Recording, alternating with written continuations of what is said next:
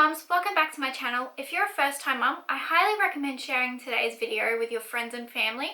I'm going to be talking about all the ways that they can help support you in your postpartum recovery.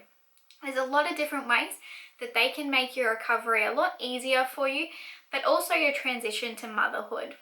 If you're new to this channel, I hope you subscribe.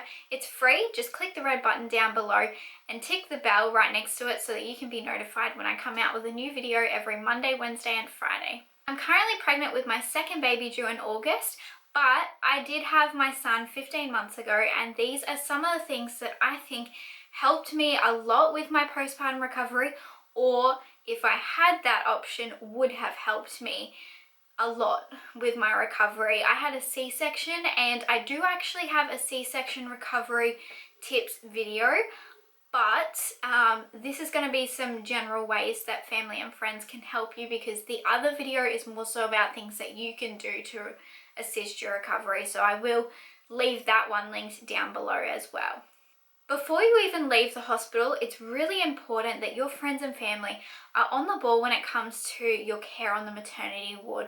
So this doesn't mean that they need to be looking after you, but they do need to be making sure that the staff are doing things correctly. So if you're really overwhelmed, or you're struggling with establishing breastfeeding, or they think that you're struggling mentally or something like that, then it's really important that they reach out to the midwives and the doctors and voice their concerns so that any issues can be addressed early on. I haven't had the best experience with midwives, and one thing that I've learned is that as a new mum, sometimes you're too caught up in the moment and too emotionally drained to actually address any issues with the staff. So if you do voice any issues to your family, then it's really important that they back you up and address these with the staff members, because sometimes you don't have the confidence to say so to them. And I think it's really important that you feel like you're in a safe environment when you are recovering in the maternity ward, and that your team are supportive and helpful. Family and friends mean well, and for them a visit is just one visit and it's nice and simple for them, but for you it may be your 100th visit for the day. So something that your friends and family can do is keep their visits really short. Make sure that they always let you know and ask first before coming. But also, if your partner notices that people are starting to hang around a little bit too long, then to kind of promptly get them to leave and come back at another time. When I was establishing breastfeeding, I found that having visitors was actually a bit of a struggle for me, because I didn't have the confidence to feed in front of anyone at that point. And so I would find that I wouldn't feed if I had visitors around, which meant that I had a cranky baby, or I had to pump and give him a bottle. And I think that that just made it really stressful for me and really tiring. So definitely, if your friends or family notice that you're starting to get a bit overwhelmed, or you've had too many visitors that day, then the best thing that they can do is either as a visitor leave and keep their visit short, or just politely ask the other visitors to leave if it's your partner. Those first couple of weeks are going to be an absolute blur for you, and even though the baby isn't necessarily the most difficult to look after at that stage, because they're not moving around much and they're sleeping a lot, you are going to be so drained. And something that you're going to forget to do is take photos, especially ones with you in the same photo as your baby. So something that your friends and family and partner can do is to make sure that they take lots of photos and video footage of your baby in that first month, and also make sure that there are photos with you in them, because often us mums are the ones behind the camera taking the photos, but we're never actually in the photos. So it's really important that they get those, especially ones that aren't staged, ones where you're just simply sitting there, I don't know, feeding your child, whether it's by breast, bottle, whatever, bathing your child, things that are in the moment. It's a lot nicer than a staged family photo. So I think that that's something that can really help, especially when you're feeling really drained, and that first part you don't really feel like you look the best because you're just so tired, and so you don't necessarily want to be taking photos of yourself that early on, but later on you will want those photos down the track. There are a lot of ways that your friends, family and partner can support you with breastfeeding and bottle feeding. Things like making sure that you have snacks, making sure that you have water on hand if you are breastfeeding, because you're going to need a lot of calories And if you're too busy or too tired, you probably won't make those and make an effort to stay on top of being hydrated. Another way is for if you're having issues with breastfeeding or trying to find a formula brand, they can help by researching and also reaching out to lactation consultants to help you.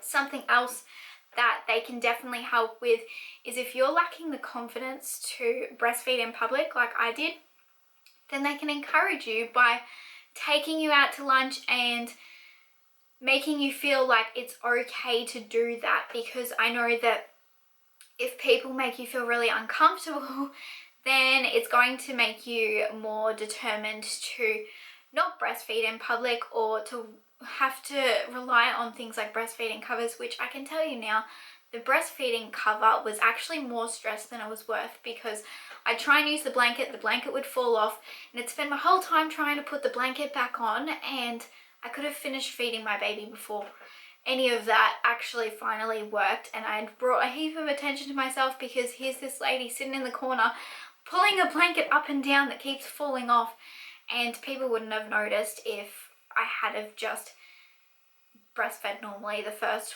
way. Obviously I didn't have the confidence there, but I think that if your friends and family show that they are supportive of you breastfeeding, then you're going to feel more comfortable and more relaxed about it, because breastfeeding is not easy.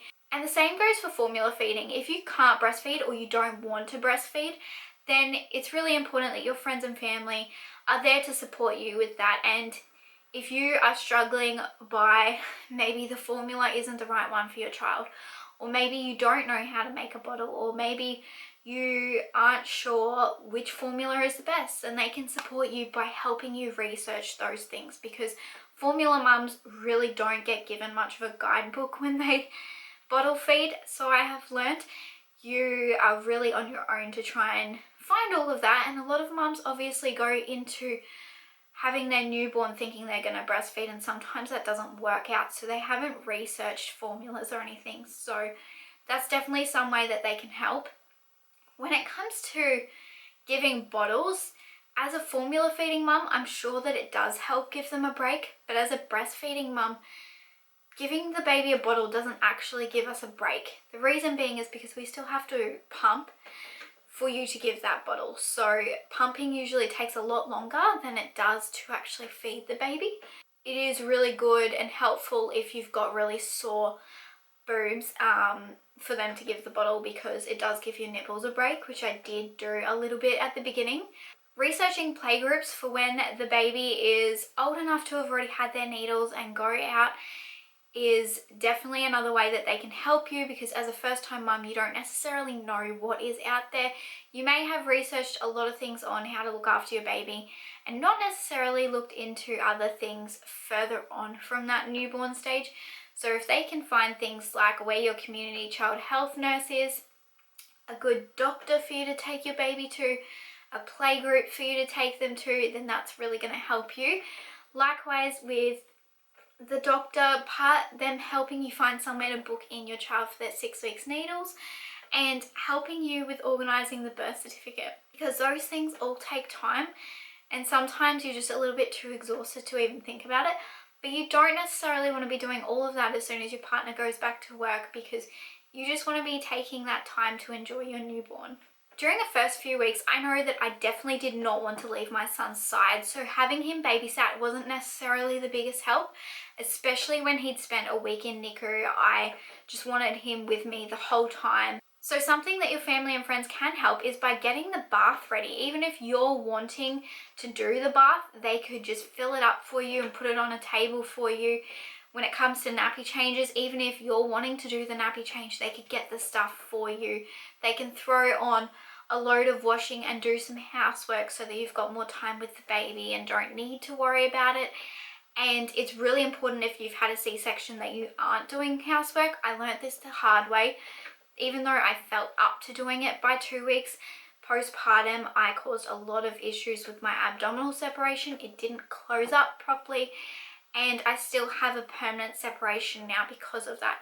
So it's really important that you're not doing any of that, and the best way for your family and friends to stop you from being tempted to do so is to eliminate the issues. So Your partner, even though they're looking after you and they're looking after the house, they also want to spend time with your baby. So ways that your friends and family can help is by dropping off a home cooked meal or something like that along the lines that is going to mean that you can just embrace the newborn stage with your child, because it goes so fast.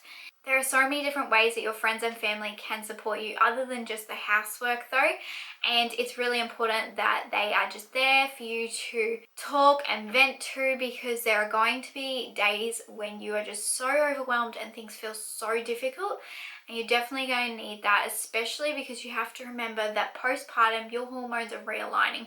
You're so hormonal and all over the place, and I remember there was days where I would just like cry for no reason, and I never had postpartum depression.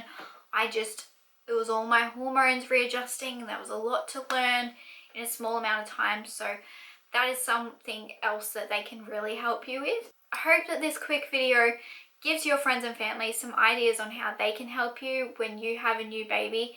And if you haven't already subscribed, don't forget, it's free. Click the red button down below and hit the bell next to it so that you can be notified every Monday, Wednesday, Friday when I come out with a new video.